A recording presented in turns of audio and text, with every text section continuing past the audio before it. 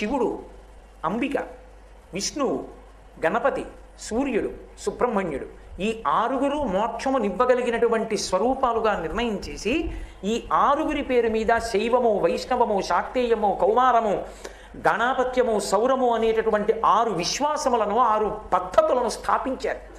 ఆ 6 పద్ధతులను స్థాపించిన కారణం చేత వారికి షణ్మత స్థాపనాచార్య, శంకరాచార్య అని బిరుదు. షణ్మత స్థాపనాచార్యులైన శంకరుల యొక్క బుద్ధి వైభవానికి, వారి వైదికమైన నిర్ణయానికి పొంగిపోయినటువంటి ఈ 6 విశ్వాసములకు, 6 పద్ధతులకు సంబంధించినటువంటి మతాచార్యులు కూడా వచ్చి శంకరాచార్యుల వారి పక్కన నిలబడి గౌరవ ప్రకటన చేశారు. షణ్మత స్థాపనాచార్యులైన శంకరుల పక్కన 6 నిలబడి ఉన్నటువంటి అపురూపమూర్తిని మీరు ఒక్క కాంచీపుర శ్రీమఠమునందు వెనకనున్న గోడ మీద చూడవచ్చు. అలాగే కంచిలో ఉన్న కొన్ని దేవాలయాల్లో కనపడతాయి అటువంటి మూర్తులు. అంతటి మహాపురుషులు శంకర భగవత్పాదులు.